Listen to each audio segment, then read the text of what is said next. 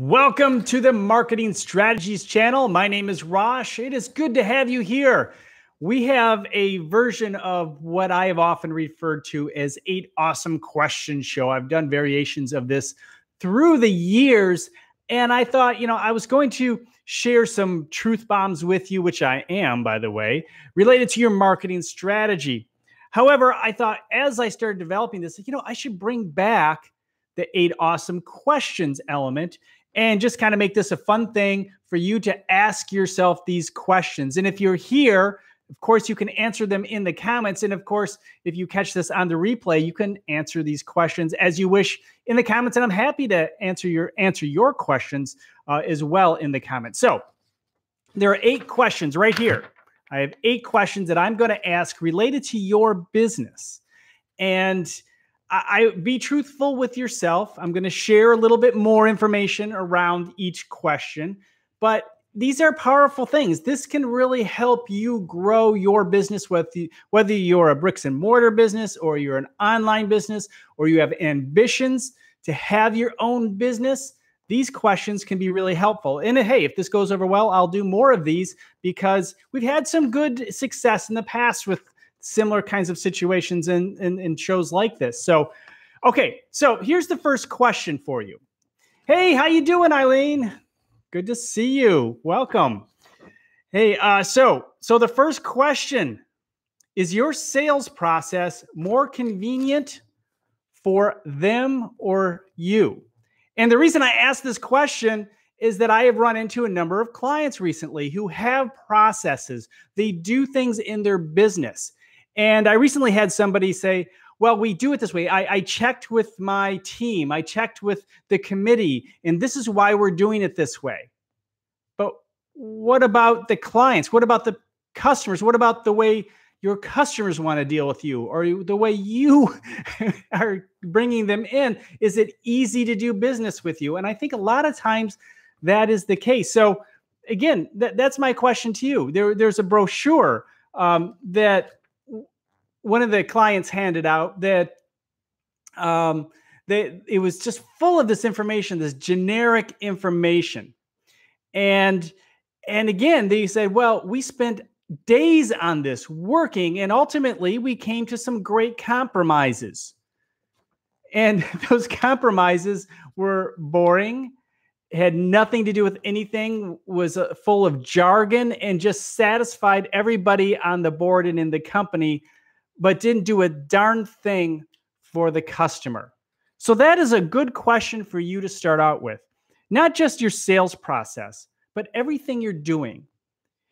Is it for you or is it for them? Ask yourself those questions as you develop your marketing strategy. Okay, next question. And I'll give it a little more time before I give it too much commentary. But again, put these answers in your answers in the comments below. And again, if you have questions, I'm more than happy to answer them if you're catching this on the replay. Okay, do you really know your customer profile? Who is your customer profile? Who are you looking for? What are they like? Put that in the comments. So a lot of times we think we know who our customer is, and we start to develop a marketing strategy or sales strategy around that. But the fact is, we often really don't know who that person is. The best way for me that I've noticed is to actually go to the salespeople and say, when you go to a networking event or you go to a meeting, you often know you often know that person is either going to buy from you or not. We all have that inner instinct, don't we? When we're in meetings and when we're meeting with people. So start writing that down. So right now, write that down. Right? Who is that person? When you meet them, who is that person that always seems to buy from you every single time? Not who you think your customer should be or even who you're targeting, but who is your customer? And start developing that profile. And then understand where are they? Where are they hanging out? Where can you develop that audience? And that I honestly, for me, more than just the customers, I for my company, I kind of look for partners. I find partnering with other companies is really a great way to go. And so I look for the profile of the different types of companies that I want to work with. And usually they're web marketing companies or videographers. I can support them in multiple ways. And so that's what I do. And there's certain, obviously, personalities. And so I have been developing in my marketing strategy new and better ways to connect with those people. So that's definitely okay. I think either that or the internet is wonky. Oh, okay, very possible. Okay. Hey, Eileen, do you know where I missed? Where we may have missed? It's very possible. My internet is horrible here. So anyway, my apologies if we ended up getting a little choppy here. I didn't get anything on the screen here saying that we were losing internet. But I will continue forward. And again, thank you so much for letting me know. So anyone who has just refreshing that number 2 question, do you really know your customer profile? And any of you who come in later, obviously you can review the other questions earlier on. Obviously you can review it after this goes live and it's processed in YouTube. Okay.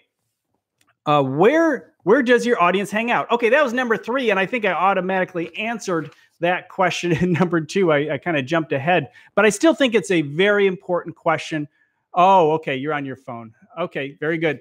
I think it's very important to understand where your audience is hanging out, not where you think they should be hanging out. Sometimes you say, you know what? I like Facebook. And because I like Facebook, that is where I'm going to advertise. Well, your customers very well may be on Instagram, just like Eileen's. Your audience may be on Instagram, or your audience may be on LinkedIn. I've been doing more work on LinkedIn lately. So understanding where your audience is really important, because if just like the idea in the first question, when you do things because it's convenient for you and not convenient for your customer, you're making it harder to want to do business. And in this case, for question number 3, harder to build an audience. And understanding where that audience is and understanding that you really do need to build an audience to help build knowledge of your brand. And of course, we always talk about our brand as being our reputation and what people think of us and the way they feel when they see our logo. Our logo is not our brand, or branding. It's actually just a representation of our reputation. Okay, so that's what you need to do, is understand that as part of your process. Okay, moving on to number 4. Just keep it going. Okay, what is the ROI? What is the ROI of your marketing? Do you know the ROI of your marketing? Do you actually pay attention to what coming in and going out? And this includes social. And I'll share some of my thoughts there. But the fact is, a lot of times we just do stuff and think we have a plan. I'm going to advertise in the local newspaper. I'm going to throw out a Google ad and see what happens. I'm going to see what happens when I advertise on Facebook and Instagram for a month. We'll just see what happens. If it doesn't work, I'll move on. And of course, if I get a positive ROI, I'll reinvest in it. Heard that a million times, but there was no plan behind it. And it's usually too short of a time frame. To really understand the ROI, you have to do a lot of testing, one, to make a program work. And you need to do it over time. And usually a month is not enough. And I'm kind of going off on a tangent, and I'll circle back. But the fact is, a lot of times we want to test stuff, but we don't give it enough time to work. Now, we need data to make good decisions. And quite often when someone says, well, I'm going to give it a month to test it out, that means usually they don't have a lot of money, which is fine. Many of us, small business people, entrepreneurs. But if we don't have a lot of money, then we take risks or don't take risks based on the money in hand. So let's say, sake of argument, you put $500 in Facebook. Over an entire month, that may give you part of the data you really need to make a good decision. And so the fact is you might as well put that money somewhere else. You don't have enough data coming through. Now, you can try for a month, but that's because you had $50,000 to put down. So as you can see, the more data would come through with $50,000 and 500. And so you can do a month because you're working daily. I hope that made sense. So the ROI for me, I generally either break even or double the amount of my spend, sometimes 3 times.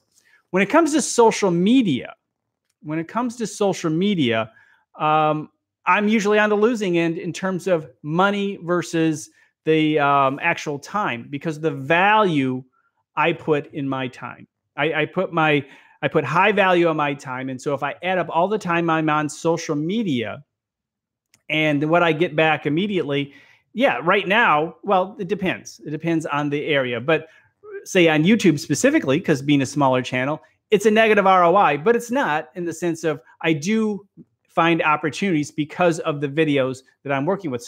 So I look at it as an investment, because a lot of the content that I create and so forth has been very valuable. Twitter, positive ROI. Definitely for me over the years has been a positive ROI. YouTube is still negative.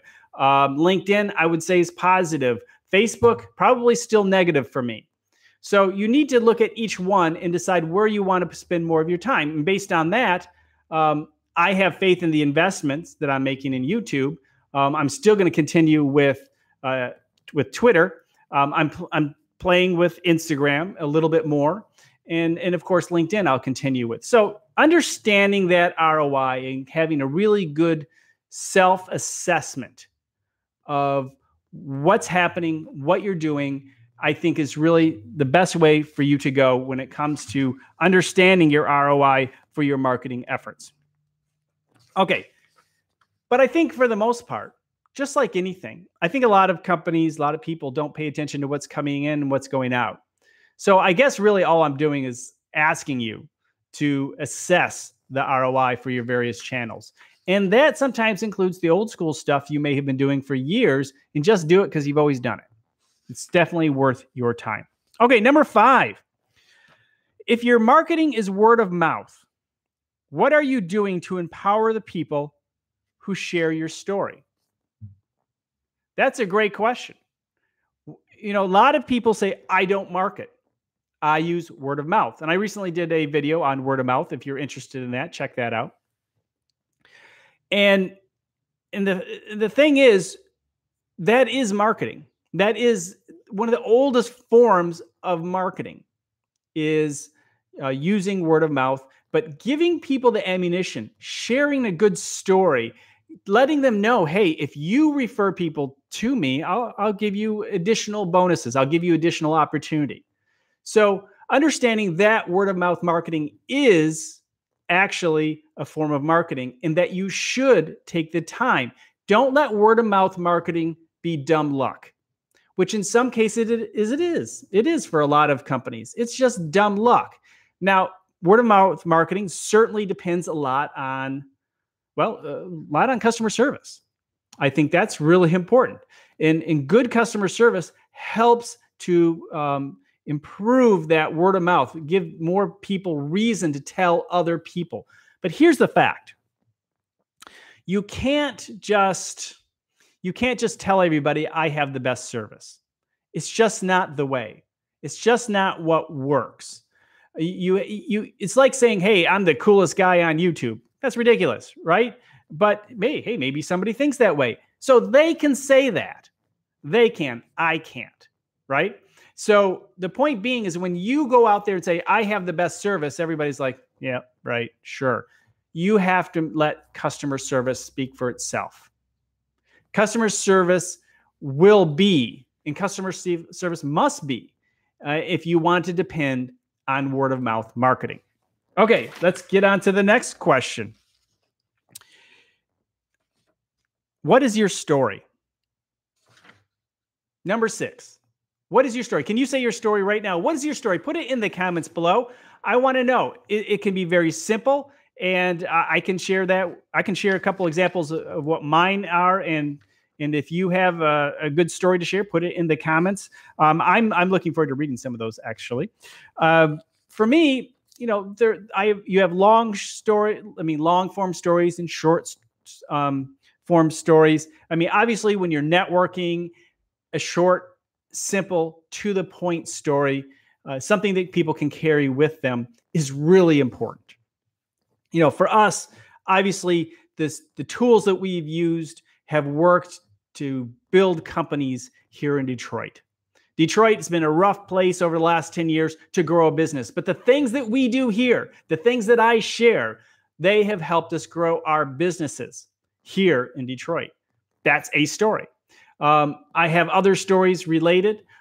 One of the best stories, and one of the things I like people to understand as I network, is that, you spent time and money to launch your new website, right?